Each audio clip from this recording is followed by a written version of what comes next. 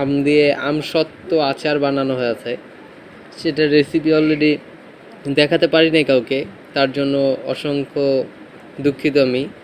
But যেটা ready করা হয়েছে সেটা দেখাতে পারি, সেটা একটু দেখেন। এটা কেমন হয়েছে আমি জানি না আসলে, বাট আগে একটু টেস্ট করেছিলাম এটা শুকানোর আগে, তখন দেখেছি অনেকটা টেস্ট ভালো ছিল, মজা ছিল। এখন এটা রোদে দেওয়ার পরে শুকানো হয়েছে, সো এটাকে হ্যাপি বার্থডে করতেছি। বাট আমি যতটুকু খেয়েছিলাম ফার্স্ট টাইম শুকানোর আগে, তখন ভালোই লেগেছিল। এখন এটা টেস্ট করে একটু দেখি।